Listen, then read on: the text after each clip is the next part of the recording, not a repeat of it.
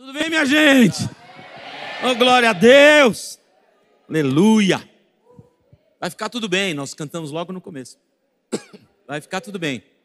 Vai ficar tudo bem. E antes de pregar, e eu prometo para vocês, sempre que eu falo de livros, tem alguém que fala assim, você gastou muito tempo do sermão no livro. Eu não vou gastar tempo do sermão no livro. Eu vou pregar o meu sermão inteiro depois de falar do livro. Eu sei que você não veio aqui para falar de livro, mas é um jeito que eu vivo, que eu acho para viver.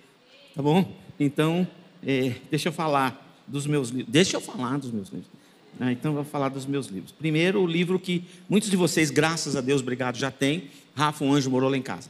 3 coisas a respeito desse livro, bem rapidinho. Primeiro, quem lê esse livro diz, eu rio que não paro de dar risada.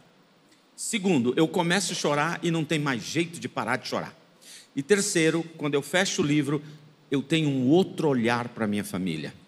Agora eu percebo que eu não os amava como deveria, não os beijava, não os abraçava como deveria. Agora eu sou mais condescendente, sou menos exigente, menos crica, menos chato. Eu quero saber de abraçar e de beijar a minha família. Esse livro muda o seu jeito de ver a sua casa, a sua família. E esse livro está na mão de um ator, Felipe Simas, que está trabalhando para que esse livro se transforme num filme para os cinemas brasileiros e para um seriado para televisão. E ainda está na batalha dos contratos. Mas um dia, espero que lá para 27 ou 28, se a gente estiver vivendo nesse planeta, o livro vire um filme para você. Então, mas investe, compra isso aqui. Quer uma outra pegada, um outro jeito de ver a tua casa, de se ver na vida? Esse livro, graças a Deus, tem sido transformador. Aí, como as pessoas dizem que não param de chorar, eu escrevi um livro chamado Sorrir Outra Vez, que é para depois daquele. É um livro de luto. Você fala, luto, que nhaca, não quero ler sobre isso. Deixa eu dizer uma coisa para você. A gente não sabe lidar com pessoas que estão em luto. A gente fala para elas, você está no céu, para com isso. Não é assim. Eu aprendi que saudades não diminuem com o tempo. Ao contrário do tempo, ela se alimenta. Quanto mais tempo passa, mais dói. Mais dói. Luto você só resolve no reencontro. Mas luto, do latim, é chorar a ausência da pessoa amada na convivência com lugares vazios desta pessoa. Isso que é luto. Então eu queria que você lesse isso aqui e você pudesse ajudar melhor, com mais efetividade, com mais amor, com mais carinho, com mais consideração as pessoas que perderam alguém. E se você perdeu alguém, esse livro vai provar para você que você é a única pessoa responsável no mundo para resolver a tua vida.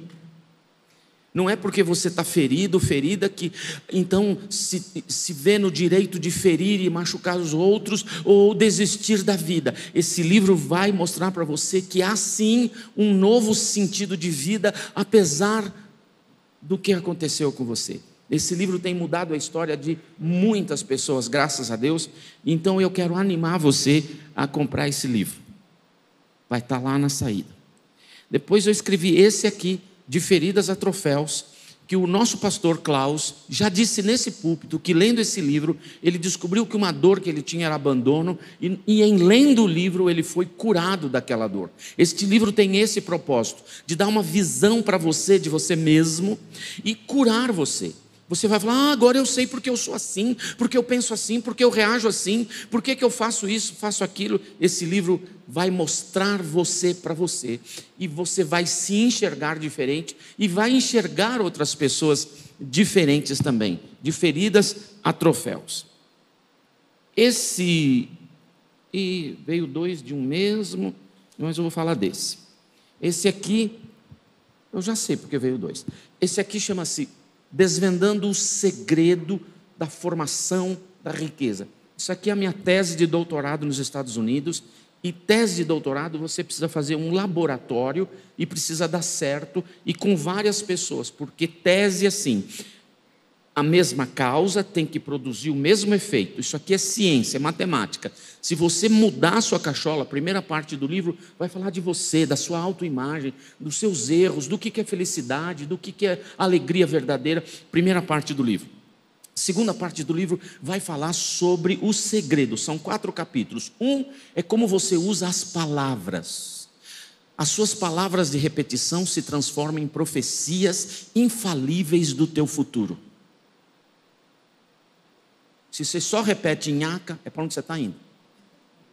Verdade. O outro capítulo é o uso correto dos pensamentos. Esse livro vai mostrar para você que se você tem pensamentos recorrentes, esses pensamentos recorrentes são os caminhos nos quais você vai trilhar a sua vida. Como faz para mudar pensamentos? Esse livro vai te ajudar nisso. Depois tem um capítulo aqui no segredo sobre alma de livre e alma de escravo. Que alma é a sua? Esse livro vai mostrar para você que alma é a sua. Mas seja lá, mesmo que a sua alma seja uma alma de escravo, o livro te ensina a virar para uma alma de pessoa livre. E depois os 10 passos da construção da riqueza em Deus. Você vai ficar impressionado. Eu vou falar isso sem arrogância. Não existe nada no planeta Terra escrito sobre isso. Eu exagerei, né? Então no Brasil, vai. Não tem, porque eu pesquisei no Brasil, pesquisei na América Latina, pesquisei na Europa, não tem nada com este conteúdo que tem nesse livro. É absolutamente inédito, eu garanto para você. E se você botar isso em prática, você vai transformar a sua vida, você vai encontrar essa estabilidade, você vai perceber seu futuro, você vai poder planejar, você sabe para onde está indo. Você sabe qual é o maior mal da humanidade? Não saber para onde está indo. E se você não tem direção, não tem propósito, não tem objetivo, não tem sonho, você está aí andando de qualquer jeito. Esse livro muda sua vida. Por favor, investe na sua vida. E esse aqui, acabei de lançar no Brasil, mês passado, acabou janeiro, gente, ai que alegria, mês que não acabava mais, meu Deus do céu, janeiro é guloso, é tão guloso que roubou dias do fevereiro, tem menos dias em fevereiro. Esse livro aqui chama-se A Bíblia e o Dinheiro. Sabe por quê? Porque você quase não sabe nada sobre dinheiro da Bíblia. A gente só conhece aquele versículo: trazei todos os tesouros à casa do Senhor, e Ele abrirá janelas dos céus e derramará bênçãos sem medidas. Ou então a gente conhece aquele outro versículo lá: o amor ao dinheiro é a raiz de todos os males. A gente só conhece isso. Na Bíblia tem 500 versículos mais ou menos sobre oração, mais ou menos 500 versículos sobre fé, 2.350 versículos sobre dinheiro. A Bíblia leva a sério. Das 38 parábolas de Jesus, 16 é sobre administração financeira. Eu coloquei nesse livro as 3 teologias vigentes entre os cristãos. A teologia da libertação, que começou com um padre chamado Leonardo Boff e se estendeu para dentro dos evangélicos como teologia da missão integral, que é tirar dos ricos e dar para o pobre. Eu vou mostrar na Bíblia os erros daquela teologia. Depois a outra teologia, teologia da prosperidade, aquela que diz assim: todo mundo tem que ser rico.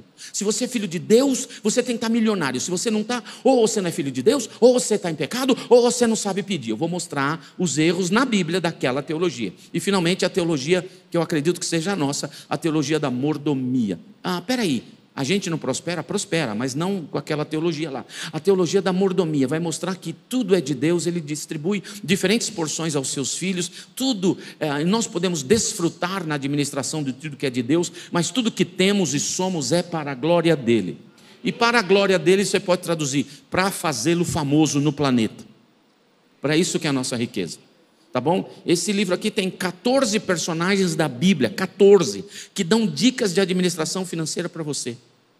Você nunca tinha pensado estar lá. Tem 15 hábitos bíblicos de administração e prosperidade à luz da Bíblia Sagrada aqui. Tem os 12 mandamentos, não existe na Bíblia 12 mandamentos. Eu que inventei o termo. 12 mandamentos bíblicos para a sua prosperidade. E depois eu coloquei aqui uma exposição do Salmo 106. Por que o Salmo 106? É um resumo do que aconteceu com o povo de Deus no deserto, que esqueceu das bênçãos de Deus, se impacientou no caminho, reclamou, murmurou, e porque reclamaram e murmuraram, foram colocados mortos, todos eles no deserto. Sabia que quem murmura Deus mata? Isso é pastor ou bruxo? Não, pastor. Pastor. Mas sabe o que é murmuração? Murmuração não é igual reclamação. Pensava que era a mesma coisa. Murmuração, a reclamação é assim: que chato, não aguento mais, credo. Isso é murmuração. Conhece alguém assim? Dá vontade de sumir, né? Sair de perto. Então, eu acredito que quem reclama demais, Deus sai de perto. Mas murmuração significa duvidar do caráter de quem prometeu. Quando o povo murmurar, falar: é isso aí, é Deus? Para isso Ele nos trouxe? Cadê? Deus matava os caras e jogava no deserto. Está murmurando? faço seu enterro amanhã. Então, aí eu fiz o Salmo 106. Por quê? Lá eles se apresentaram e fizeram um ídolo alternativo aqui, para adorar esse ídolo, para ele dar para eles o que Deus estava demorando de dar, ou que eles acreditavam que Deus não daria mais. Então eu fiz uma comparação do Salmo 106, está inteiro, detalhado, pedaço por pedaço, uma exposição maravilhosa do Salmo 106 aqui, e eu comparei com o que os brasileiros cristãos estão fazendo hoje. Você sabia que o Brasil é o primeiro país do mundo em acesso a sites de jogos online? Você sabia que o Brasil é o segundo país do mundo em gastar dinheiro com jogos online? Você sabia que hoje 60% da cesta básica distribuída pelo governo é gasta integralmente em bet? E bet não é minha irmã, não. Bet é jogo.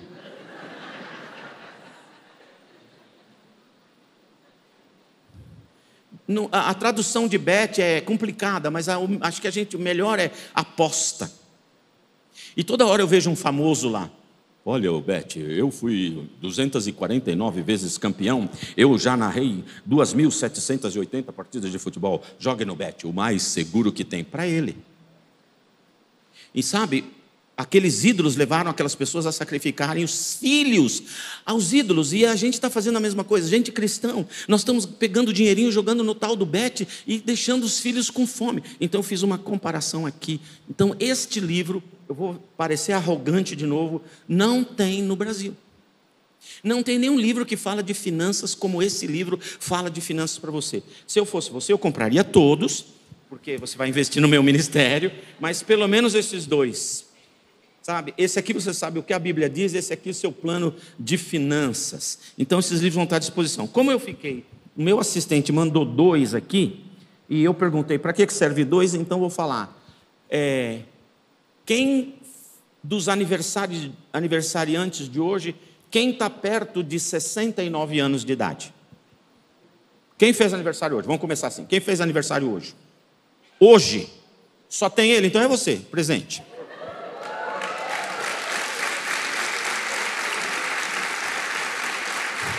Tu tá longe dos 69, mas vai aí.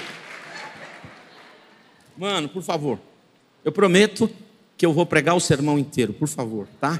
Depois você vai lá e você investe na vida do velhinho, compra os livros, porque vai investir na tua vida. Muda a tua vida, pelo amor de Deus. Pode comprar tênis? Pode. Pode comprar outra calça? Pode. Pode comprar outra camisa? Pode. Mas aprende isso, só essa dica. Consumidores sempre serão pobres, investidores serão ricos. Se só consome, pobreza. Pobreza. Você vai ter que aprender a investir no reino de Deus, no CDB, numa boa cooperativa de investidores, etc. e tal. Mas olha, investe agora. Já gastei tanto com o 13º, 14º, 15º, 16º no Natal, e agora veio o IPVA, veio isso, veio aquilo, janeiro é terrível, eu estou duro. Então, já aproveita que você está duro, fica um pouco mais, investe na tua vida e muda a tua vida. Amém? Amém. Glória a Deus. Abre sua Bíblia para Êxodo capítulo 3. Êxodo 3. Você me tira a foto gorda, hein? Êxodo 3. Quem achou, fala aleluia. Esse livro tem na maioria das Bíblias. Se você insistir, deve encontrar na sua também. Eu gosto da Bíblia, eu gosto desse trecho da Bíblia, eu gosto muito desse pedaço da Bíblia, sem arrogância. Eu gostaria de pregar várias coisas nesse trecho da Bíblia aí. Você lembra a história de Moisés? Ali, vamos ler a Bíblia. Êxodo 3. Moisés pastoreava o rebanho de seu sogro, Jetro, que era sacerdote de Midian. Jetro era sacerdote e também era agropecuarista. Ele tinha 2 trabalhos, ele era bivocacional. Hoje em dia a coisa está tão difícil que a gente está chamando co-ocupacional. Às vezes o pastor tem mais 3 empregos e ainda vai ser pastor, para ver se consegue sobreviver. Mas esse aqui era biocupacional. E um dia o Moisés levou o rebanho do sogro dele para o outro lado do deserto e chegou a Horebe, o monte de Deus. Ali o anjo do Senhor lhe apareceu numa chama de fogo que saía do meio de uma sarça.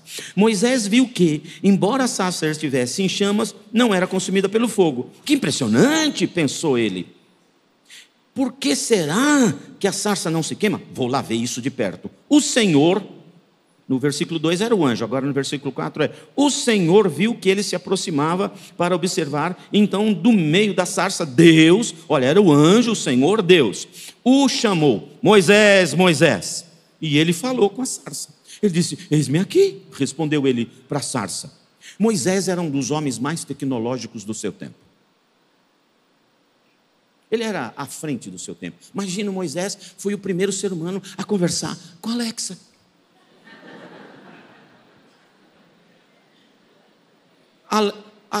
A sarça falou: Moisés, Moisés. Ele disse: estou aqui. Que coisa maravilhosa. Depois ele usou 2 tablets para as leis. Tablet em inglês, tradução tábuas. E depois ele enviou 12 influencers para vigiar a terra. Era um homem tecnológico. Muito bem, mas aí ele está lá. O Senhor disse para ele: não se aproxime. Então ele foi lá. Aí versículo 5. Então disse o Senhor: não se aproxime, tire as sandálias dos teus pés, pois o lugar que está é terra santa. E disse: eu sou o Deus de toda a sua parentela. No versículo 7 ele disse: de fato, Moisés, lá da sarça, lá da Alexa, Deus falou para ele: de fato, Moisés, eu tenho visto, grifa a palavra visto, a opressão sobre o meu povo no Egito. Brasil? Não, Egito. Tenho escutado, grifa escutado, o seu clamor por causa dos seus feitores. E sei o quanto, grifa aí, quanto eles estão sofrendo. Por isso desci para livrá-los das mãos dos egípcios e tirá-los daqui para uma terra vasta que mana leite e mel. Versículo 10. Vá, pois, agora, eu o envio ao faraó para tirar do Egito o meu povo, os israelitas. Moisés, porém, respondeu a Deus: parará. Então ele vai conversar com Deus. Mas vamos parar aqui, vamos orar. Senhor Jesus, essa é a sua palavra, riquíssima, abençoadíssima, cheia de lições maravilhosas para nós. Ajuda-nos hoje a sair daqui tendo no nosso coração, na nossa mente, gravados a ferro e fogo, a sua mensagem a cada um de nós nessa noite. Faz isso, eu te peço, pois oramos no nome poderoso, no nome forte de Jesus Cristo. Amém. Eu gosto da Bíblia. A Bíblia é interessante. Se você mexe com a Bíblia, ela mexe com você. Anota essa aí para você. Mexe com a Bíblia, que ela mexe com você. Se você não mexer com a Bíblia, ela não mexe com você. Toda vez que eu vou na Bíblia para conhecer o Senhor, eu me vejo. Parece que a Bíblia é o retrato que Deus fez de eu. Cada vez que eu vou na Bíblia, Deus fala: assim é você. Aí que você tem que consertar, isso aí que você tem que mudar. Você para de ser sem vergonha, você pede perdão, você conserta, você se consagra. Cada vez que eu vou na Bíblia conhecê-lo, ele me ensina sobre eu mesmo. E eu gosto da Bíblia. Nesse trecho da Bíblia, eu poderia pregar, e eu adoraria um dia voltar aqui e pregar sobre o cajado de Moisés. O cajado de Moisés é um instrumento de trabalho.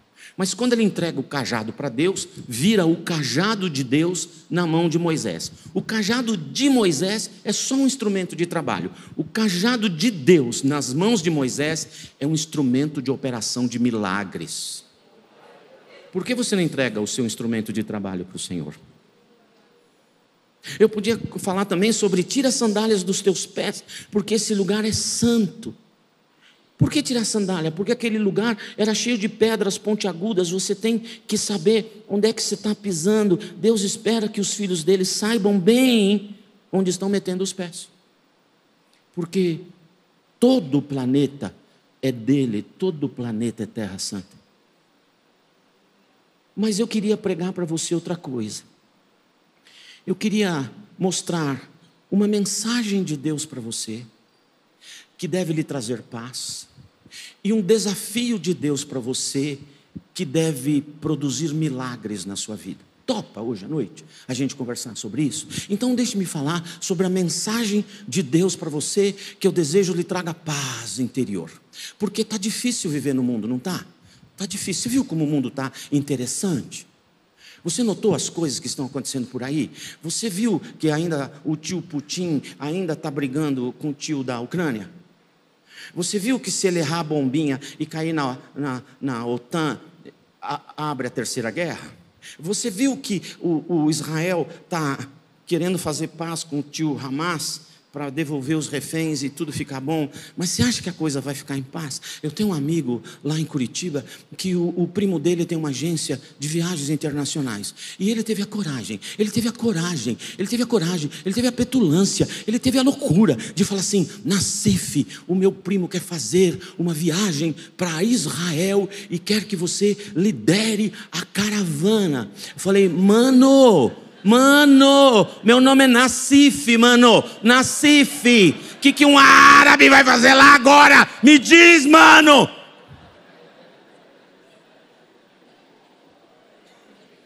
Eu só fui lá uma vez na vida. Foi uma loucura para entrar. Foi no ano 2000. Foi uma loucura para entrar. Não queriam me deixar entrar de jeito nenhum, porque eu chamo Nassif. E eu mostrava passaporte brasileiro, falava que eu era crente, que eu amava os judeus e que não sei o quê. Foi difícil. Aí deixaram entrar. Na hora de sair, eles me botaram numa sala fechada com um oficial do serviço secreto judaico, com uma tradutora oficial do governo judaico, para me entrevistar, para fazer um monte de perguntas. E eles fizeram várias perguntas para mim. Eles me disseram: sexta-feira, às 18 horas, que casa você foi? Eu falei: como é que eles sabiam que eu fui numa casa? E aí, eu fui na casa do Dr. Shilomo. Então, você foi... Ele falou: e o que você foi fazer lá? Você tem amigos aqui, não tem? Eu falei: não tenho nenhum amigo aqui. Tem sim, porque lá na casa do Shilomo tem um brasileiro. Eu falei: mas eu não sabia que tinha um brasileiro lá, uma escola internacional de teologia. Como é que eu vou adivinhar? Tinha um chinês também, tinha um coreano, tinha um alemão. E só porque ele era brasileiro é meu amigo? Então, se eu chego num lugar e conheço alguém, e porque eu conheci, ele se transforma em meu amigo, prazer, o senhor é meu amigo. Você acha que ele esticou a mão para mim? A veia dele saltou, ele falou: some daqui, nunca mais entra. Eu ainda lembro do nunca mais entra. Se você viajar comigo, você vai se divertir muito, muito, muito, muito. E se você voltar vivo, você vai ter muito para contar. Eu lembro naquela vez a gente foi descer lá em Belém. Imagina, Belém já é o lado palestino. Olha, está complicado. Eles me receberam de braços abertos na Palestina. E se você vai lá, tem uma catedral de todo tamanho, e lá no porão da catedral tem uma capelinha assim arredondada, e tem um buraco lá, numa espécie de altarzinho que tem ali. Você vai lá e enfia a mão assim, e põe a mão numa pedra. Aquela pedra supostamente sustentou a manjedoura. E você põe a mão ali, e quando você vai tirar, não sai. Ela gruda. Uma coisa cobre sua mão assim na hora. É uma nhaca. Quando você tira assim, sabe? É tanta bactéria que você consegue ver aquele ranho caindo da mão assim, do mundo inteiro. Mas era ali e tal. E aí quando eu fui chegar naquela capelinha, e descendo as escadas desde lá de cima, aquele mundaréu, gente do mundo todo. E quando eu entrei, eu sou muito famoso.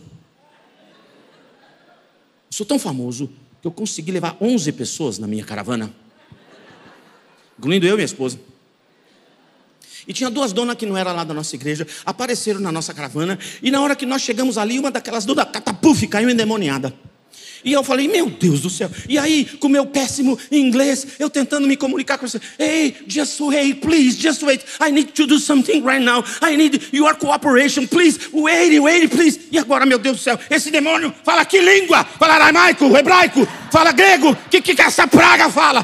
Pelo amor de Deus, que seja pelo menos o demônio que sabe inglês. Sai daí! E saiu. Aí eu levantei a dona e falei: thank you, you can go. Não, você tem comigo numa viagem. Você vai voltar outro, se você voltar.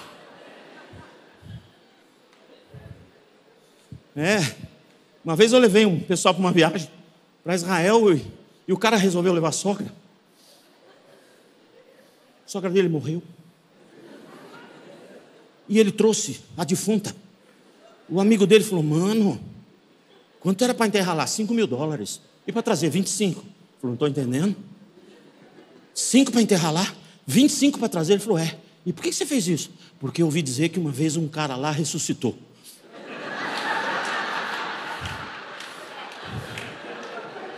Vai que... brincadeira. Sogras, sabe por que os homens fazem piadas com sogras? Porque nenhum homem tem problema com sogra nenhuma. Quem tem problema são as mulheres, que nem piada faz. Então, minha homenagem a todas vocês. Mas deixa eu voltar a falar para você. É gostoso a Bíblia, porque na Bíblia eu vejo coisas maravilhosas para nós hoje à noite. Mas eu estava falando para você que o mundo está difícil. Não é? Você tem aquele vídeo de hoje de manhã? Pode mostrar para mim? Ficou aí para vocês à tarde ou não? Dá um sinal para mim se vai ter. Tem? Então bota lá.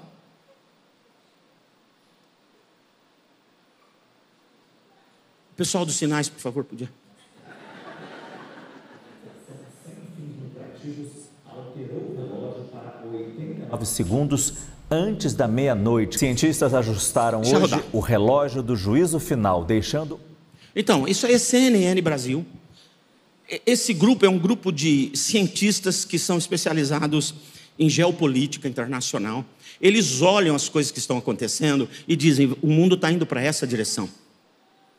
Agora, isso é prognóstico, não é profecia. Você sabe que quando é profecia, se foi Deus que falou, né? Vai acontecer do exato jeito que Deus falou. Amém ou não amém? Amém. Deus falou, Jesus vai nascer em Belém.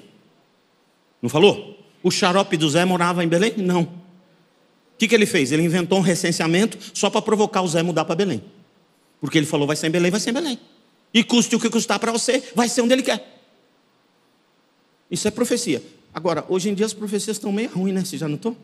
Está difícil eu crer nos profetas de hoje. Olha, eu confesso para você que eu acredito mais nas profecias dos Simpsons do que nas dos profetas. Gente, eles têm acertado um monte de coisa. Eles profetizaram que em janeiro de 2025, há uns anos atrás, o Bitcoin chegaria a $250 mil. Chegou. Você tem um Bitcoin que custa 250 mil. Quer vender para mim? Mas eles profetizaram que em janeiro de 2025, uma moeda de Bitcoin vai a $1 milhão. Só que a profecia deles não acabou aí. Eles dizem que no final de dezembro, o mundo vai descobrir que o Bitcoin era só um vírus da internet e que não vale nada e vai falir o planeta. Será que eles estão certos? Eles também profetizaram que os Estados Unidos vai ser inteirinho destruído em 2025. E as pessoas perguntam para mim, por que você morava lá e resolveu mudar para o Brasil? É porque o Trump falou que era para sair. E eu não queria vir algemado.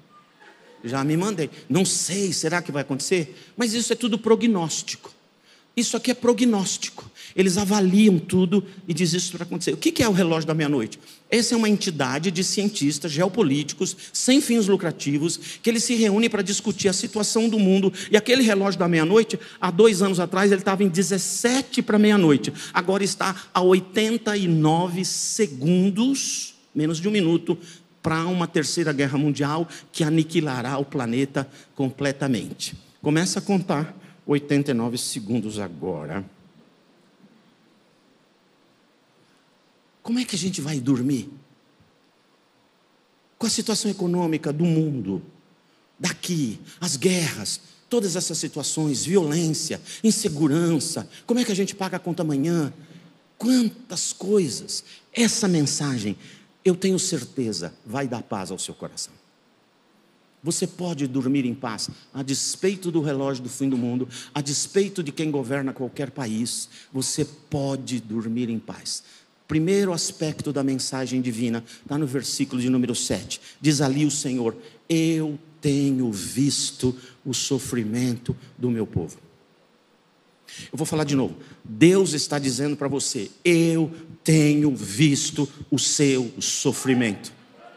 Deus está dizendo, eu vejo você, não perdi você de vista, jamais tirei os meus olhos de cima de você, eu estou vendo você, eu estou vendo pelo que você está passando, eu estou te vendo, não há abismo mais profundo na terra que possa esconder você do Senhor, não há pico mais alto que possa esconder você do Senhor, não há escuridão mais forte que Deus não faça virar dia para te enxergar. Você está debaixo dos olhos do Senhor. Talvez você esteja dizendo, ninguém vê pelo que eu estou passando. Ele vê você.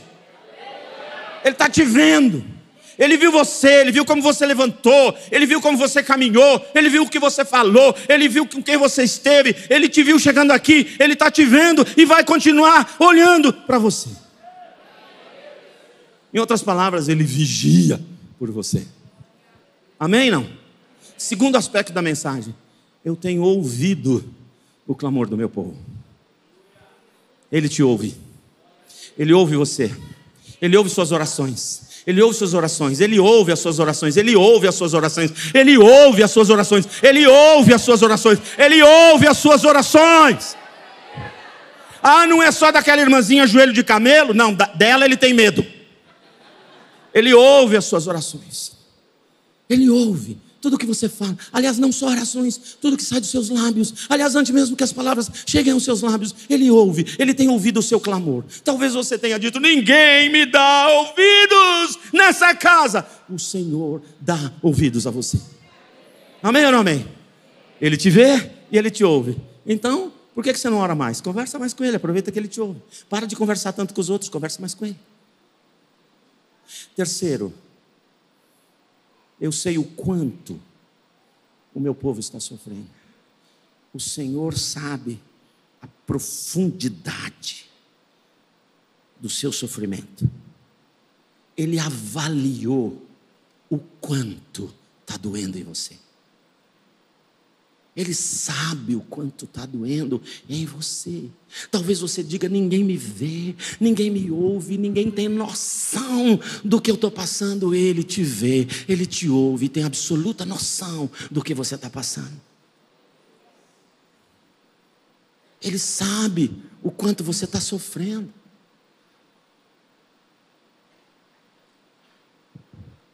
Para que isso serve para mim? Para me dar paz.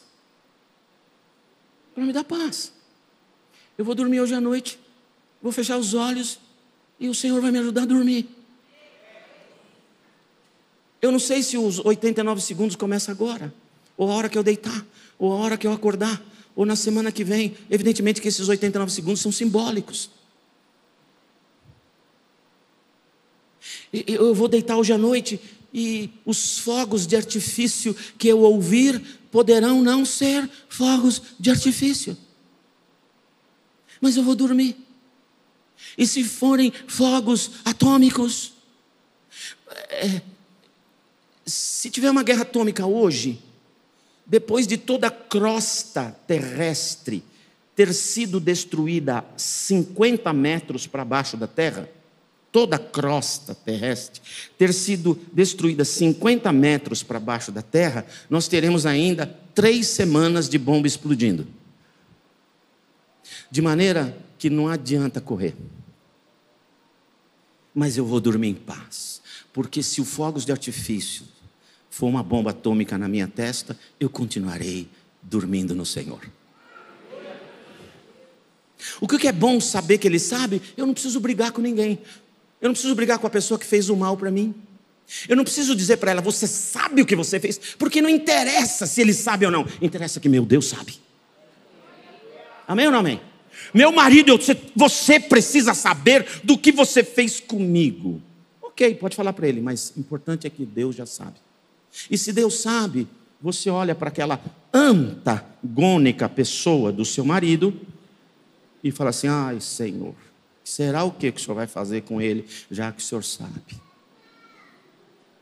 Sabe, Deus sabe. Uma vez eu fui mandado embora de uma igreja. Vou falar só de uma, mas eu fui de uma. Fui mandado embora, e o gringo chegou para mim: você está fora. Falei: tá bom. Aí ele falou assim para mim: espero que você não me processe, porque ele sabia que ele estava fazendo coisa errada. Eu falei assim: eu acho que você não me conhece, cara. Ficamos 5 anos juntos e você não me conheceu. Eu tenho uma coisa para te dizer. Eu li isso em algum lugar, fiz assim, em algum lugar. O poder que você tem foi o meu pai que te deu. O poder que meu pai te deu me trouxe. E o poder que meu pai te deu está me mandando embora. Eu não vou brigar com você. Se eu tiver que falar com alguém, será com ele. E nem ele eu vou falar, porque ele está vendo, está ouvindo o que você está me dizendo e sabe o quanto eu vou sofrer. Paz, eu não preciso mais brigar com ninguém. Eu sei que Ele sabe. Amém ou não amém? Outra coisa que acontece por saber que Ele me vê, saber que Ele me ouve, saber que Ele sabe, é que eu estou andando nas ruas de São Paulo. Não quer dizer que eu não deva estar tomando os meus cuidados, mas eu sei que eu estou andando aqui, e qualquer pessoa que se aproximar de mim com qualquer intenção, Deus está me vendo, está vendo o sujeito, Deus está me ouvindo, está ouvindo o sujeito, e Deus sabe o que está no coração dele e o que está no meu. Portanto, paz. E terceiro, muda suas orações. Saber que Ele sabe, que Ele me vê, que Ele me ouve e sabe o quanto eu estou sofrendo, eu mudei o meu jeito de orar. E eu vou falar uma coisa aqui que eu acredito. E você não precisa acreditar do jeito que eu acredito. Eu tenho um amigo meu que chama Hans Udo Fuchs. Evidentemente, nordestino, com esse nome. Ele é um cara que lê muitos livros, ele é um tradutor, e um cara muito inteligente. Uma vez ele estava no auditório, eu estava pregando. Ele disse: Nassifão, você prega com uma liberdade poética que me impressiona. Eu falei: é? E o que quer dizer isso? Ele disse: heresia. Então eu vou soltar minha liberdade poética agora. Para mim tem 3 tipos de oração. Uma que não vale muito a pena, uma que é boa e uma que é eficiente. Qual é a oração, na minha opinião, que não vale muito a pena? A oração que você gasta minutos, horas, falando para Deus o que Ele já viu, o que Ele já ouviu e o que Ele já sabe. Para quê? Ah, mas eu não posso chorar diante de Deus. Pode, mas não precisa nem dizer para Ele por quê. Porque Ele já sabe. Ah, mas está doendo, eu posso gemer? Pode. Então para que assim, ai Senhor, eu queria te contar uma coisa, viu Deus, eu não sei, eu acho que você não percebeu, mas meu marido, ele até que é um bom trabalhador, mas ele chega em casa, ele não gosta de tomar banho, Senhor, ele está fedido, eu tenho nojo dele. O Senhor já sentiu o cheiro dele? Ai Senhor, para quê? Para quê? Deus já sabe. Ai Senhor, eu tenho uma dor no meu joelho, acho que o menisco abriu, eu não consigo andar, Senhor. O Senhor está vendo como eu estou andando? Eu queria dizer para o Senhor que o meu menisco abriu, Senhor. Bem esse aqui, Senhor, ó, bem esse aqui. Para quê? Ele já sabe. Ai Senhor, a minha filha era uma criança tão linda, ela começou a crescer e agora ela virou adolescente e eu não sei se é mais um ser humano, parece, mas está tão desobediente, tão ruim, tão briguenta. Ó Senhor, olha a minha filha, o que ela falou assim para mim, Senhor, ela me falou isso. Quem é você para falar comigo? Para quê? Para que você vai gastar tanto tempo da sua vida e do Senhor falando o que Ele já viu, o que Ele já sabe? Eu acho que quando você vem com esse tipo de oração, Deus está lá no céu assim: meu Deus do céu, já sei. Para que ela está falando tudo que eu já sei? Para quê? Então, pode, não é proibido, mas para mim não tem muita eficiência, porque é gastar tempo. A oração boa é aquela que, em vez de você contar para Deus tudo que Ele já sabe, é você aproveitar o tempo e dar glória a Deus. Espera aí, eu estou sofrendo para caramba, não preciso falar nada para Deus, e tem que falar glória a Deus? Essa oração é oração boa, essa oração gostosa. Não, ninguém fala amém, porque acho que não entenderam. Deixa eu explicar. Em vez de você ficar falando para Ele tudo que Ele já sabe, falar aleluia, glória a Deus, eu cantei na igreja, vai dar tudo bem, vai ficar tudo bem. Então, em vez de falar para Ele do meu joelho, do sujismundo do meu marido e da minha mal educada filha, eu vou dizer aleluia, glória a Deus, louvado seja o teu nome, porque o Senhor já viu, o Senhor já ouviu e o Senhor sabe. Glória a Deus, glória a Deus, glória a Deus, glória a Deus, porque se o recado já está lá, a providência virá. Então você já dá glória a Deus. Eu andei pegando uma tal da enxaqueca. Já ouviu falar? Primeira vez que pegou, pensei que eu estava morrendo, eu não sabia o que era. Eu realmente me despedi, falei: chama minha mulher, tchau amor, te amo. Casa, não precisa nem esperar esfriar, porque era no cemitério mesmo, no velório. Pensei que eu estava morrendo. Mas era a tal da enxaqueca. Gente, esse trem dói demais. Esse trem dói demais. Eu não sei como a cabeça não explode, porque parece que vai explodir. É muita dor, gente. Só que a minha enxaqueca é assim mais graciosa, porque a minha enxaqueca, você sabe, eu sou Nassif. Os meus avós, por parte de papai, vieram da Síria para Rio de Janeiro. Papai nasceu no Rio, carioca, vascaíno até os 14 anos, Depois falaram para ele que era time de português, ele virou Flamengo, e pouco antes de morrer, eu perguntei, ainda é Flamengo? Ele disse, não, agora eu só torço para Zico.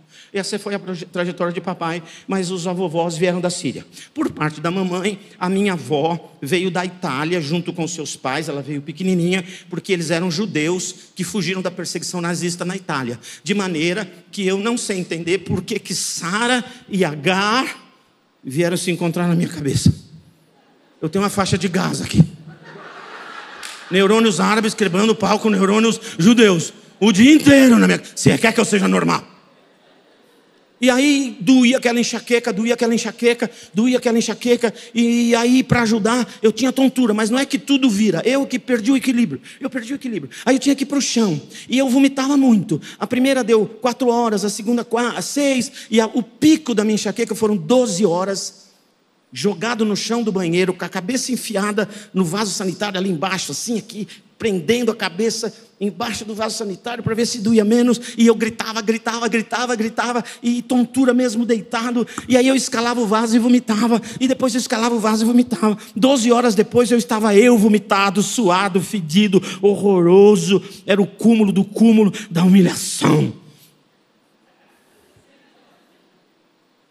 E se der esse treco aqui, eu perco o controle dos meus membros, meus braços e pernas ficam assim. Mas eu estou plenamente consciente, só não tenho controle. Então, não pense que eu estou endemoniado. Não estou. Não tente repreender nada. Repreende a dor, mas o demônio, ele não está lá. Porque eu sei quem mora aqui. Agora, e não me leve para o hospital. Eu vou muito ao hospital ver pessoas, eu louvo a Deus pela vida dos médicos, enfermeiros, que lutam pela vida humana. Eu acho o hospital uma coisa maravilhosa, mas eu não gosto do hospital. Quando eu vou, porque eu fiquei 12 horas jogado no chão, estou vomitado dos pés à cabeça, estou fedido, estou mal cheiroso, descabelado, e aí os caras vão lá, arrancam a minha roupa e botam em mim aquele aventalzinho de hospital que eu odeio, porque ele só cobre a frente. E depois eles me botam um soro, um negócio aqui, e me faz eu andar para outra sala, com a parte de trás, e as enfermeiras naquelas ilhas, credo, que horroroso, que velho feio. Aí é mais humilhação. E não resolve, vai passar. É porque eu não sei. Passa. Aí um dia eu estava lá, na minha gritaria, e o Espírito Santo falou para mim, está perdendo tempo. Eu falei, por quê? Eu sei, eu estou te vendo, eu já ouvi esse berro, e eu sei o quanto está doendo. Eu falei, ih? Ele falou, por que você não me louva? Já que você faz, completa com aleluia. Eu falei, legal. Aí eu gritava, aleluia, aleluia. Mas eu gritava tanto aleluia, gente, saía língua estranha, era uma festa. Aí ela só durou 4 horas. Aí a próxima enxaqueca chegou. Eu já sabia, fui pro chão, já enfiei a minha cabeça na parte de baixo do vaso sanitário, depois escalava, vomitava, aleluia, aleluia, aleluia. E aí o Espírito Santo falou, pra que essa tristeza? Olá, uai, não é você? Ele falou, não, faz o seguinte, dá um aleluia com alegria. Eu falei, é você que está falando comigo ou é outra entidade aqui? Que estoicismo é esse? Gostar de sofrer. Mas aí, quando eu falei isso com Deus, eu comecei a dar risada. Mas rindo mesmo. E eu estava dando tanta gargalhada e gritando aleluia, aleluia, aleluia. Minha esposa entrou no banheiro e falou, eu não acredito que era mentira dessa vez. Como assim? Você está rindo da minha cara?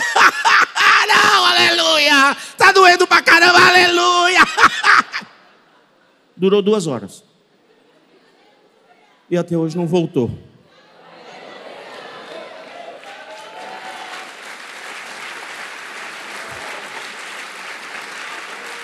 Talvez você fale assim para mim, perdi meu filho, como é que eu vou dar aleluia e dar risada?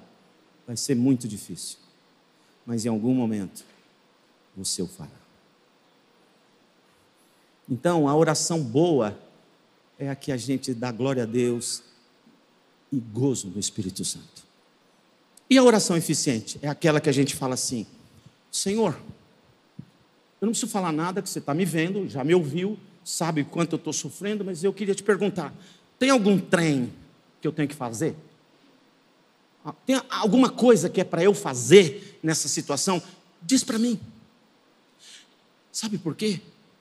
Porque há certos milagres, eu não sei quais exatamente, que Deus só vai operar em você depois que você fizer algo que Ele eventualmente revele para você. Deus precisa que você faça algo para Ele realizar milagre na sua vida? Não. Mas de vez em quando Ele quer. Vou dar um exemplo. Jesus tinha um amigo chamado Pedro. Pedro também era amigo dele. O Lázaro. E um dia o Lázaro empacotou. Foi sepultado. Já faz 4 dias que ele está morto. Já cheira mal, ou seja, os bichos já estão comendo o cara por dentro. Do ponto de vista humano, né? Do ponto de vista humano, ele está 4 dias apodrecendo lá. Do ponto de vista da eternidade, ele está lá no céu. E aí, anjarada, que lugar bacana esse, hein? Que legal! E dali a pouco, ele vai escutar: Lázaro! O Lázaro falou: hoje, Miguel, você que falou comigo? Eu não. Me inclui fora dessa. Foi você, Gabriel. Não, eu não. Lázaro! Acho que o Lázaro lá na eternidade, no céu, vira para os anjos e fala: o que a gente não faz por um amigo? Tem que voltar. Mas quando o Lázaro está morto, Jesus vai na frente da sepultura e começa a chorar. Estava todo mundo chorando, ele chorou também. O pessoal disse: olha como ele gostava do Lázaro. Se ele estivesse aqui, Lazinho estava vivo. Mas ele demorou. Agora está podre. Aí Jesus vê tudo aquilo.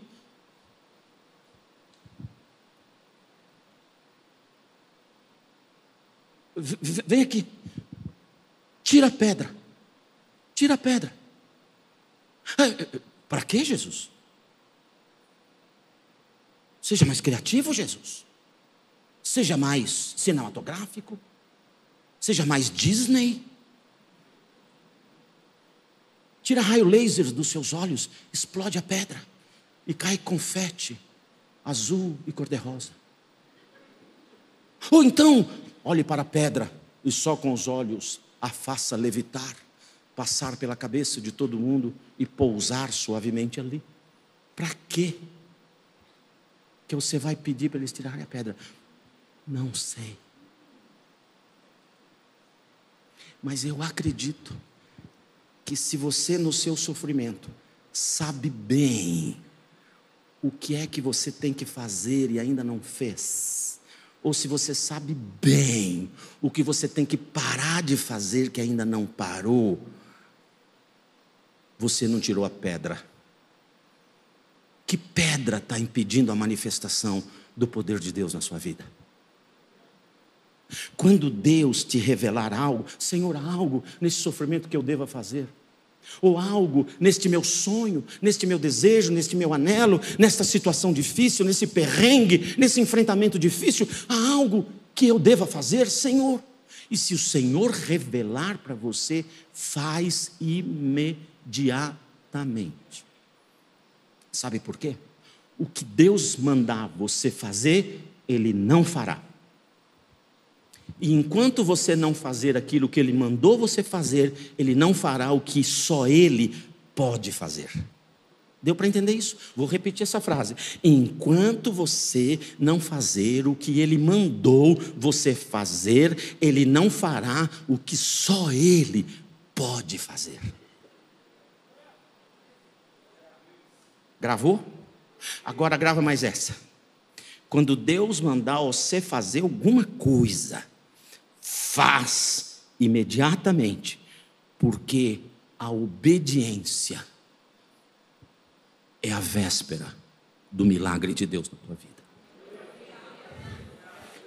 A obediência é a véspera do milagre de Deus na sua vida. Tirem a pedra. A pedra foi tirada. Jesus olha para as pessoas e diz: Lázaro, vem para fora. E o Lázaro vem. Atados dos pés à cabeça, ele vem. Não sei se vem voando, não sei se vem dando saltinho, não sei se vem rolando.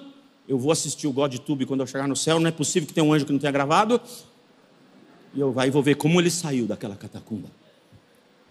Mas o que é impossível para você, provavelmente só será realizado depois de você fazer o que é possível para você fazer. Deu para entender isso ou não? Um dia eu perguntei, Deus, minha filha estava me dando problema, a mais velha, tinha entrado para a adolescência, estava me dando uns trabalhos, e eu dei um pega nela, e eu sentei na cama bufando. Minha esposa foi, os demônios estão querendo pegar minha filha. Não é demônio não, é você que fez tudo errado, vai lá e pede perdão. E eu falei, emissária do inferno. Não, pensei, se eu falar ela me matava, mas eu falei, não é de Deus isso. Mas aí eu entendi que era de Deus, e eu fui no quarto da minha filha, um corredor pequenininho, mas eu levei 2 horas para chegar, e eu bati na porta, tinha uma vaca lá dentro, porque eu bati na porta e escutei, Aí eu abri de mansinho, com medo. Ela estava sentada em posição de índio em cima da cama, e eu cheguei lá e falei,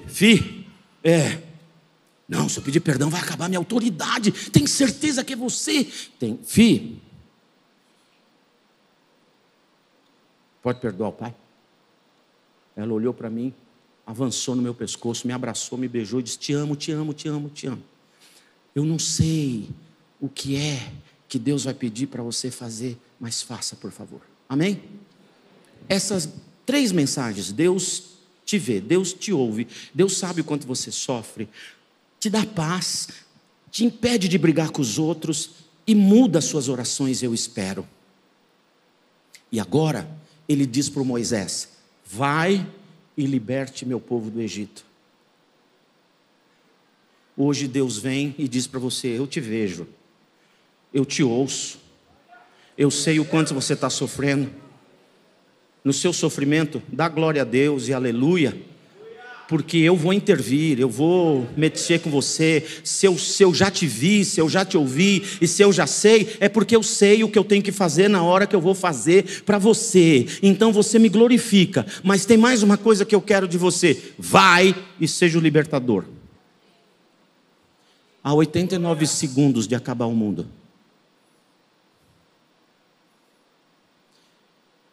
Nós decidimos mudar para o Brasil depois de 23 anos morando nos Estados Unidos. Somos cidadãos, toda a família tem cidadania americana. Mas orando pelo Brasil.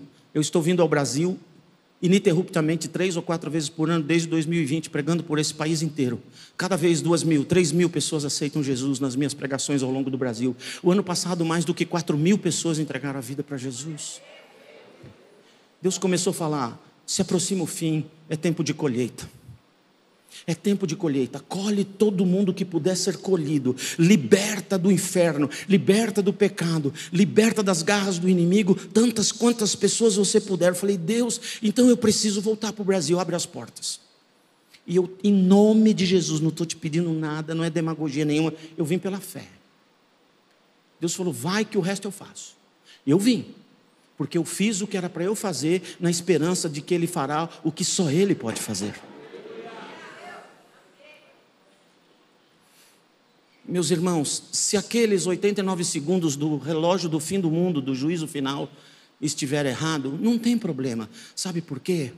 Você não sabe quantos segundos faltam para aquela pessoa que está muito perto de você. Você sabia que o lugar onde você mora, sabia? Que o lugar onde você mora foi Deus que colocou você. Não, foi meu pai que resolveu mudar para esse bairro horroroso. Não, foi Deus quem colocou você aí. Sabe aquele condomínio que você mora, que às vezes mais parece com demônios? Foi Deus que colocou você aí. Sabe aquele trabalho que você tem? Aquele trabalho não é para você reclamar, odiar, xingar. É para você ir cheio do Espírito Santo e fazer o teu melhor como para quem Deus está fazendo. Porque foi Deus que te colocou nesse lugar. Foi Deus, foi Deus. Sabe aquela escola que você frequenta? Alguns até estudam. Sabe aquela escola que você frequenta? Foi Deus que... Não, é porque eu estou nesse bairro aqui, escola pública é só essa. Não. Foi Deus. Não, eu estou nessa universidade porque naquela eu não consegui. Tive que ir nessa. Não. Foi Deus quem colocou você nessa escola. Sabe os lugares onde você tem o seu lazer? O clube, a praia, o campinho de futebol, o boliche. Eu sei lá onde você tem o seu lazer, quem pode ter. Foi Deus quem colocou você lá. Sabe por quê?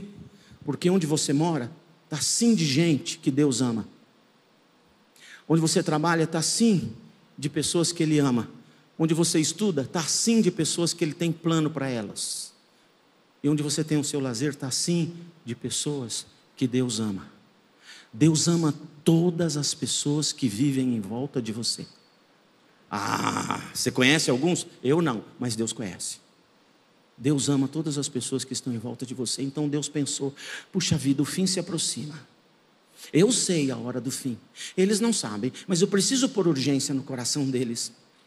Então Deus pensou, para todas essas pessoas que moram onde você mora, trabalham onde você trabalha, vão na escola que você vai, tem o lazer onde você tem o seu lazer. Deus ama tanto estas pessoas e Ele pensou, eu preciso escolher o melhor que eu tenho no universo para se transformar em instrumento da libertação para essa gente. E então Deus olhou no universo e escolheu você. Você é a melhor opção de Deus na sua vizinhança. Você é a melhor opção de Deus no seu trabalho. Você é a melhor opção de Deus na sua escola. Você é a melhor opção de Deus por onde você anda. Deus amou tanto essa gente que plantou você no meio deles, porque hoje Ele te chama para ser deles o libertador. Até saber que Deus me vê, até saber que Deus me ouve, até saber que Ele sabe tudo e que Ele vai intervir na minha vida, é muito bom. Mas agora Ele diz para o Moisés, vai. E o Moisés dá um monte de desculpas. Não, eu sou gago. Ele falou, Moisés, eu não quero saber de nada de você. Porque eu quero usar você como instrumento da libertação. E o poder da libertação será meu. Eu quero você. Eu não quero pessoas capacitadas. Eu quero pessoas disponíveis. Existe uma diferença enorme entre disponível, disposição e disponibilidade. Tem pessoas que falam, não, evangelizar o mundo comigo mesmo. Eita disposição. Vamos. Agora eu não estou disponível. Deus quer pessoas disponíveis e não capacitadas, porque Ele capacitará os disponibilizados. O que Ele fez com Moisés? Eu posso contar muita história aqui, mas já está acabando o tempo. Quando Moisés falou, então eu vou, o que aconteceu? Deus começou a operar milagres inéditos e extraordinários, porque tudo que Deus quer de você é você, o resto Ele vai fazer. Fala amém. Amém. Ufa, obrigado. Ele quer você.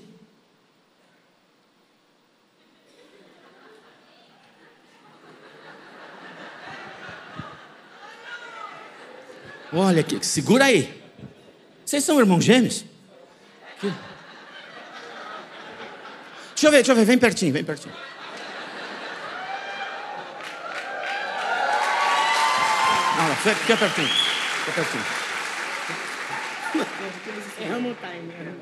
Ok, os dois, QI elevado, muito elevado.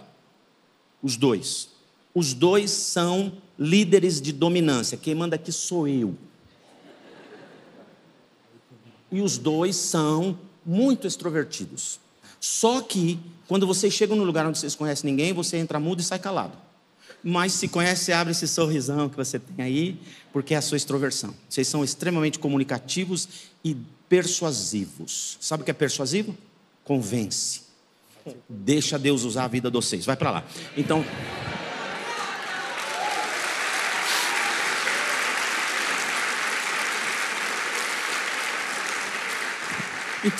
Deus só quer você, deixa que Ele faz tudo. O que ele fez com Moisés? Milagres extraordinários na libertação do povo no Egito. Depois no deserto, Deus colocou uma nuvem em cima deles, que durante o dia fazia sombrinha naquele calor de 40 graus. De noite ela pegava fogo e fazia calefação num frio de 10 graus. Deus fazia maná cair do céu. Deus fazia água brotar da pedra. Deus começava a realizar milagres. O cajado de Deus na mão de Moisés separava as águas, dava vitória aos israelitas. Deus começou a realizar um milagre atrás do outro, que nenhum deles Moisés jamais seria capaz de operar. Mas porque ele disse, eis-me aqui, Deus começou a fazer milagres. Amém? Deus deseja que você corra, porque eu não sei quando faltam 89 segundos para as pessoas que moram onde você mora, que trabalham onde você trabalha, que estudam na escola que você estuda, ou que estão nos mesmos lugares onde você tem o seu lazer. E não adianta dar desculpas. Deus não quer nenhuma capacidade sua, Ele quer você.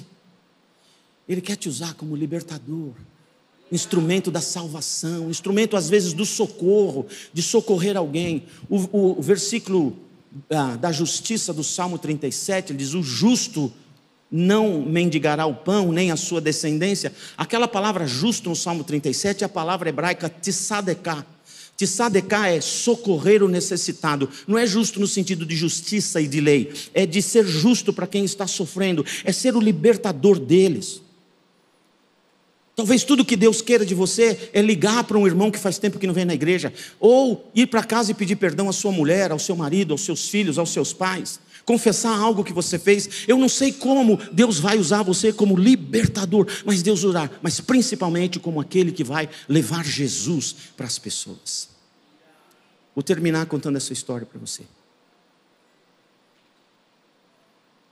Preguei numa igreja no extremo leste da cidade de São Paulo, num bairro chamado Rodolfo Pirani.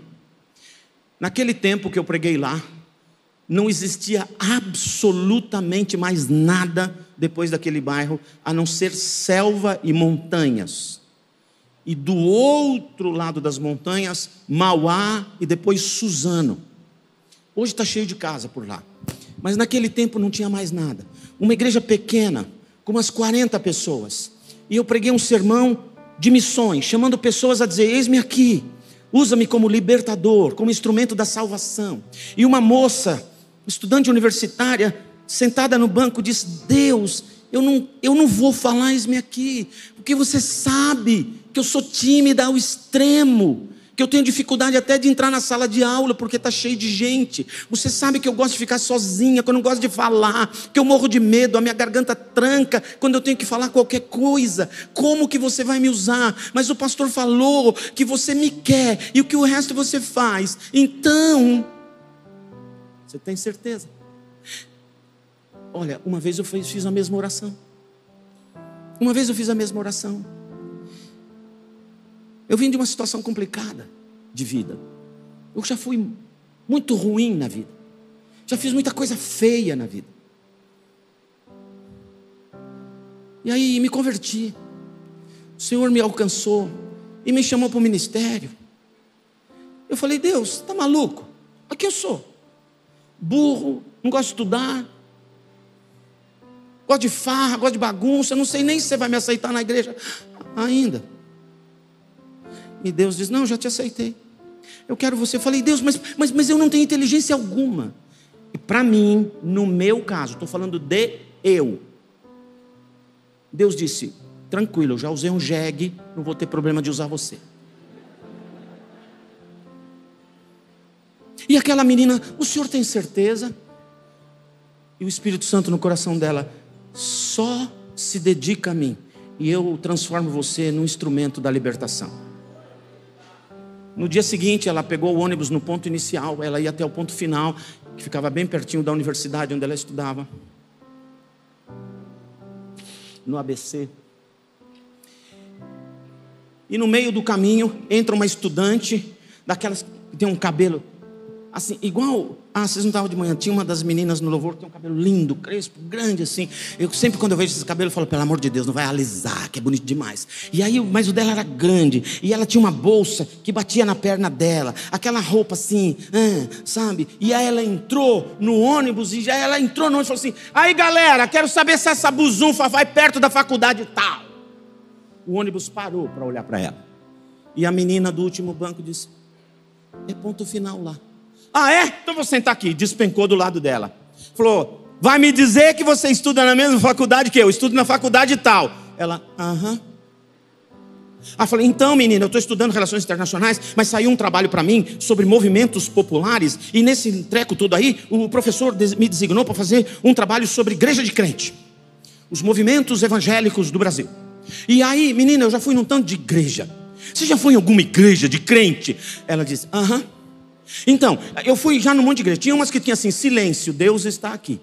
E nas outras tinha uma gritaria tão grande que eu chamei uma pessoa perto de mim. Falei, por que essa gente está gritando? E eu nem consigo entender o que eles estão falando. O que está acontecendo aqui? E aquele homem vestido de preto, com a camisa branca, uma gravata aqui, ele virou para mim e disse assim, Deus está operando. E eu pensei, meu Deus, deve ser sem anestesia, porque o povo está gritando. Ela falou, menina, você já foi nessas igrejas? A menina disse, aham. Não, vai me dizer que você é crente. Aham, menina, você não sabe. Eu comprei uma Bíblia para ver se eu entendi esse negócio. O livro complicado de ponta cabeça, não sei o que está acontecendo naquele negócio. É uma bagunça, eu não consigo entender aquele livro. Você entende de Bíblia? Aham. Ah, não. Será que você podia ensinar para mim sobre a Bíblia?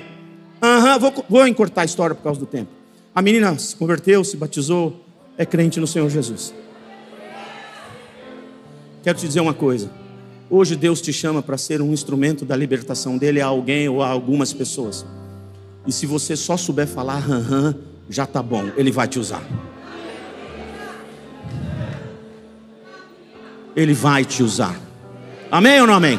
Amém? Então vou fazer 2 orações aqui. Primeira oração, pode aplaudir o Senhor se quiser.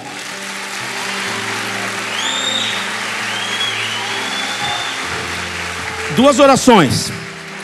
Primeira oração, talvez você esteja em sofrimento agora. Ou talvez você esteja num enfrentamento complicado que você não sabe o que vai acontecer. Talvez você esteja com um nível de ansiedade um pouco elevado. Talvez você esteja com uma situação familiar complicadíssima. Talvez você esteja doente. Eu não sei o que está acontecendo com você. Seja lá o que você está passando, enfrentando. Deus já viu, já ouviu, já sabe. Então eu vou convidar você, se você está neste momento de luta e sofrimento, a só erguer uma das suas mãos. E com esse gesto eu desejo que essa mão esteja dizendo para Deus, aleluia e glória a Deus. Senhor Jesus, o Senhor já os ouviu, o Senhor os tem visto, e o Senhor já avaliou o nível, o grau, a profundidade do sofrimento de cada uma destas pessoas. Todavia eu, como pastor do Evangelho de Jesus, junto com os pastores dessa igreja, nós clamamos, age em favor do teu filho e da tua filha e traz livramento para eles agora, em nome de Jesus. Realiza milagres agora, em nome de Jesus. Cura enfermidades agora, em nome de Jesus. Começa a abrir portas de empregos novos, resolve situação familiar, quebra pau em casa, traz a bênção, traz a reconciliação, traz a paz, em nome de Jesus. Realiza no meio do teu povo milagres inéditos, no nome poderoso e forte de Jesus Cristo. Amém, amém, amém.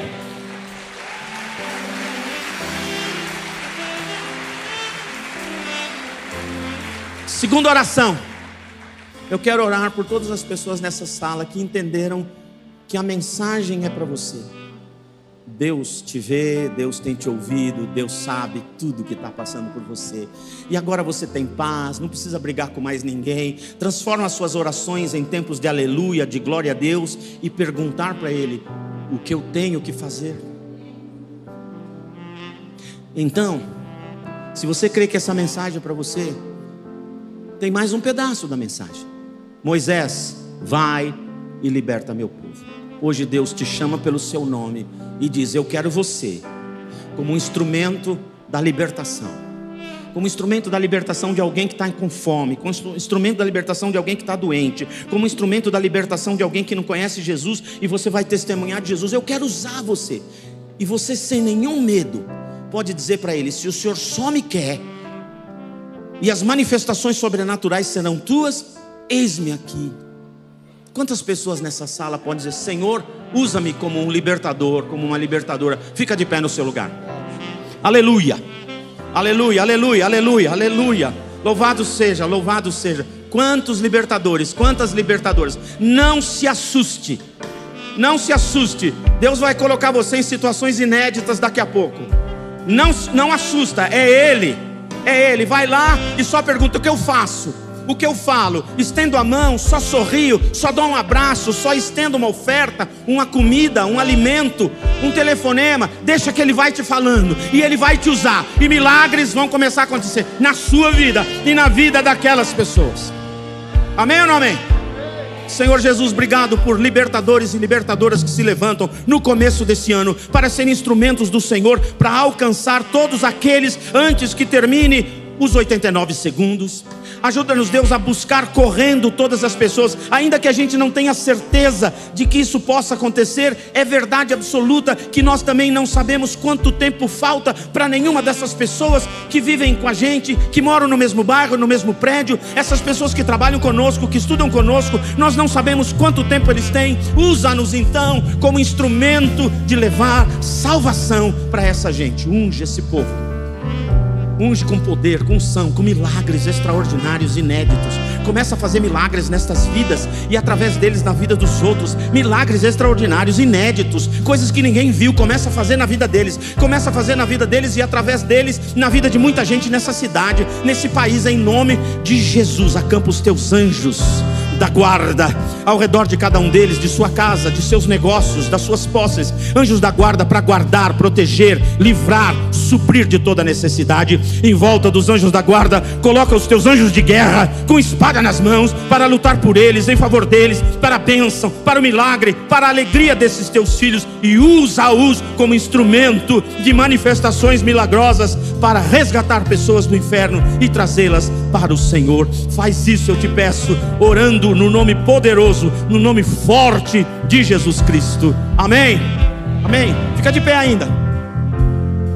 Eu não sei quantas vezes você veio nessa igreja, mas eu quero te fazer uma pergunta. Você sabia que Jesus é o seu libertador? Sabe por que Jesus abriu os braços dele na cruz? Sabe por que ele aguentou abrir os braços dele na cruz do Calvário? Sabe por que ele suportou a dor da cruz? Porque ele não suportaria viver a eternidade sem você. Ele te ama e tem um plano maravilhoso. Pessoas que estão nessa sala, que nunca falaram assim: Jesus, eu creio que você fez isso por mim. Nunca falou isso. Jesus, eu creio, mas hoje eu quero entregar minha vida para o Senhor. Entra no meu coração, seja você o meu libertador, e depois o Senhor me usa se o Senhor quiser. Mas agora eu te peço, entra no meu coração. Torne-se o meu salvador, o meu libertador, o dono de minha vida. Será que você já fez essa oração? Se não, eu vou falar essa oração bem rapidinho. E se você nunca fez, faz agora. E aí Jesus vai entrar no seu coração. Ele vai perdoar os seus pecados. Ele vai te dar uma nova vida nessa vida. Ele vai te dar a luz e você jamais andará nas trevas. E Ele garantirá a sua morada na vida eterna com Ele. Então, se você nunca fez uma oração, igreja só orando, intercedendo, pedindo a bênção de Deus sobre todos aqui. E se você nunca fez essa oração, repete comigo assim. Se você nunca fez, solta a tua voz alta, suficientemente alta para você mesmo ouvir a tua voz. Mas repete comigo assim: Senhor Jesus, eu creio que o Senhor morreu na cruz por mim, por minha causa. Agora eu abro a porta do meu coração e eu te convido. Entra no meu coração. Eu me entrego o meu corpo, a minha alma, o meu coração, o meu ser. Entra no meu coração, perdoa os meus pecados, me dá uma nova vida nesta vida, me dá a tua luz e me dá a vida eterna. Obrigado, Jesus, porque o Senhor me ama e me aceita do jeito que eu sou. Amém? Eu não errei a oração. Deus te ama e te aceita do jeito que você é, mas Ele não quer que você permaneça onde você está. Se você fez essa oração, Ele vai começar uma nova e maravilhosa jornada de vida com você. Quem fez essa oração pela primeira vez, faz um tchau para mim. Uma pessoa aqui, outra ali, algumas pessoas aqui, lá em cima também, várias pessoas. Por causa do tempo, por causa de muitas coisas, eu quero fazer um apelo grande para você. Não vá embora sem procurar alguém da igreja e dizer assim: eu fiz aquela oração.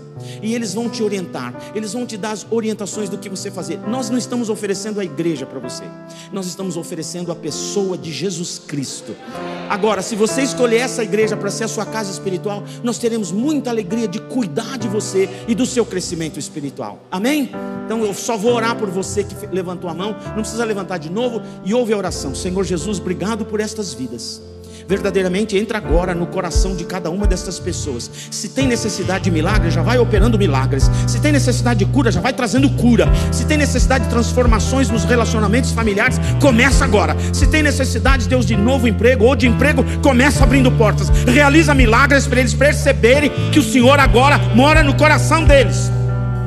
Tua palavra diz: crê no Senhor Jesus Cristo e será salvo, tu e a tua casa. Entra na casa deles através dele. Traz uma revolução de amor, transformações maravilhosas. Escreve o nome deles no livro da vida. Eu declaro, com a autoridade que o Senhor me concede, nós, pastores dessa igreja, declaramos com a autoridade que o Senhor nos concede a derrota eterna do inferno nestas vidas. E com esta mesma autoridade que o Senhor nos concede, como ministros do Evangelho de Jesus, nós declaramos a vitória eterna de Jesus em todas estas vidas que levantaram as suas mãos hoje. Aleluia! Louvado seja o nome do Senhor. Glória a Deus! Glória a Deus! Glória a Deus! Louvado seja! Meus irmãos, dá um abração para o Klaus. O Klaus é um homem extremamente corajoso. Saiu de férias, me deixou pregar aqui sem ele estar me vendo. Eu acho que ele até está me vendo. Mas eu amo esse menino. É um menino santo de Deus, gosto muito dele. Agora estamos morando aqui no Brasil, pertinho de vocês. Estamos à disposição e espero que a gente possa se ver mais algumas vezes.